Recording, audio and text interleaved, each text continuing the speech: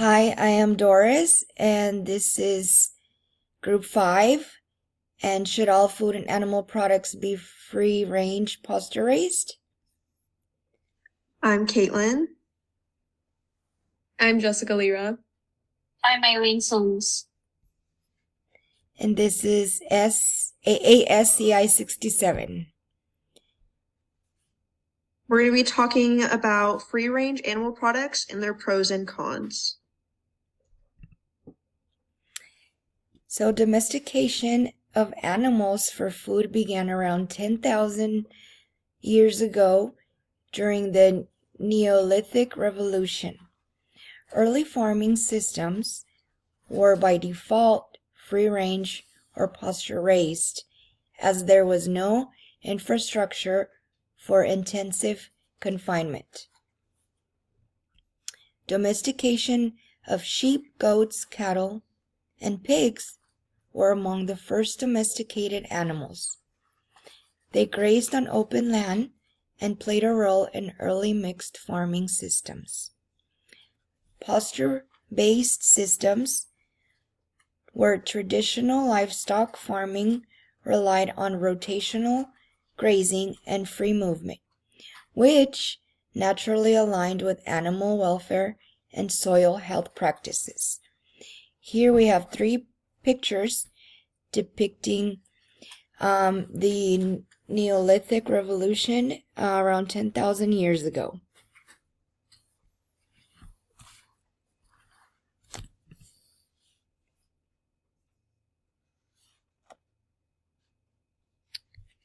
Rise of industrial agriculture. The 20th century saw a dramatic shift in food production with the advent of industrial agriculture, particularly after World War II. Confined animal feeding operations, CAFOs, became the norm in industrialized nations to maximize output and minimize cost. These systems prioritize efficiency but raised ethical health and obviously environmental concerns.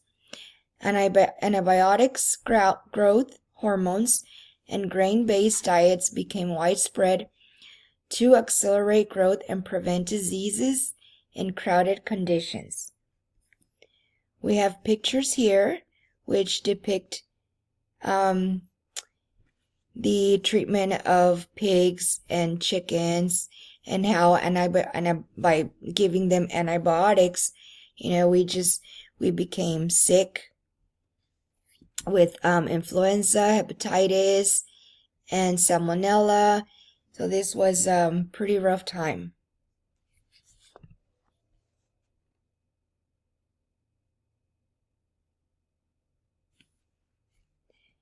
Emergence of the free-range and pasture-raised movement.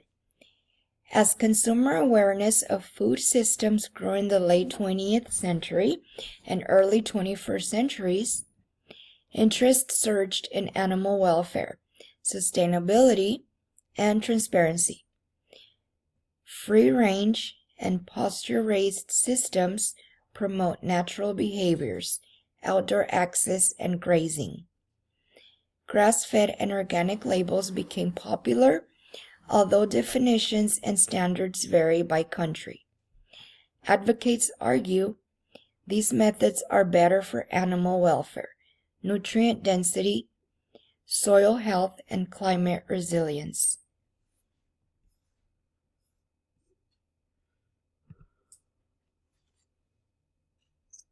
Some pros of free-range / pasture-ranged animal products are that they're healthier in meat and dairy quality, as they have more omega-3s and congelated oleic acids, which is a type of acid that helps to promote weight loss as well as help building muscle. So obviously, as a consumer, the health of the food we're consuming is extremely important.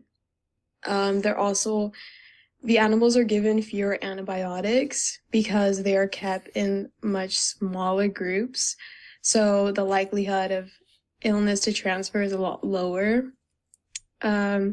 Environmental regulation also helps is another pro because the animals are grazing the soil, which helps improve soil health and carbon sequestration, as well as lowering disease and outbreak risks, less transmission due to the open air, and lower density.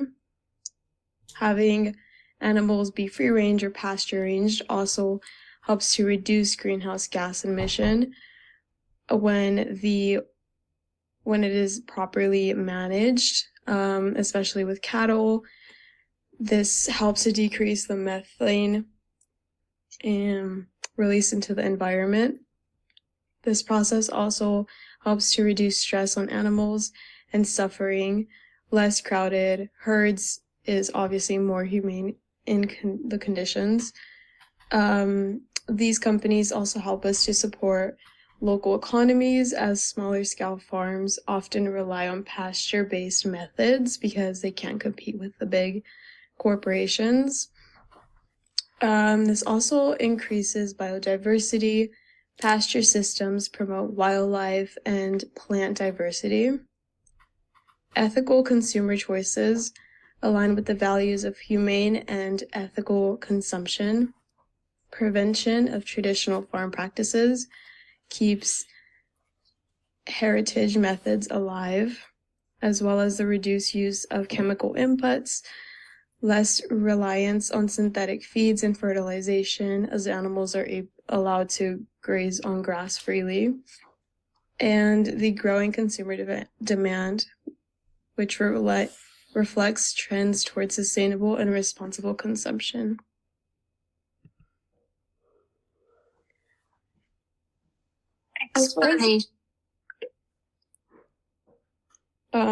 For the ethical aspects, animal welfare, improved living conditions, free range and pasture ranged animals regularly have more space and access to the outdoors and more natural life compared to those in factory farms. An ethical benefit that can be seen as a step towards reducing animal suffering and aligning with the ethical practices of minimizing harm. Criticisms: despite better conditions, animals are still being bred, controlled, and eventually killed, raising concerns about whether improving welfare justifies exploitation. Animal rights: more statuses of animals, more ethical theories like right-based approaches argue that animals have essential value, and should not be used as means to an end. Continued use questionable. Even in humane systems, animals are still being consumerized, which many argue is morally wrong regardless of treatment. Honesty and transparency. Labeling ethics, terms like free range, can be vague and misleading, making it hard for consumers to make informed ethical choices. Desperate marketing. If systems labeled as ethical still involved in significant suffering, consumers may be unknowingly conflicting in unethical practices. The ethical aspects. Environmental ethics, sustainability. While pasture-based systems can be better for biodiversity and soil health, they may also use more land and emit more greenhouse gases per unit of food. For ethical balance, there is a tension between the ethical treatment of animals and the ethical responsibility to reduce environmental harm, especially in the context of climate change. Justice and equality. Access to ethical food, ethical animal products are often more expensive, raising issues for fairness. Only wealthier individuals may afford to eat ethically. Cultural and socio-economic conditions. Ethical decisions around animal use must also be accounted for diverse values, traditions, and economic realities. Human responsibility. Star warships versus dominations. Ethical frameworks may ask whether humans can be responsible caretakers of animals or whether we should use them in an abuse power. Alternative choices. As plant-based alternatives grow, the ethical burdens increase to choose less harmful options when available. Cultural and sociological. Culture, traditions, and identities. Deep-rooted practices in many cultures, raising and consuming animals is tied to heritage, religion, and traditional living. Ethical pride in humane practices. Free-range and pasture-range systems often align with traditional values or respects and responsibility towards animals. Reinforcing culture identities. Sociological roles in the farming community. Support for small-scale farming is a major one. Pasture-based systems are often common in local or family-run farms, which can relevate cultural rural economy and preserve traditional farming knowledge. Community trust and transparency is another key role. Local free-range farms often foster close relationships between producers and consumers, which can build social capital and trust in the food system.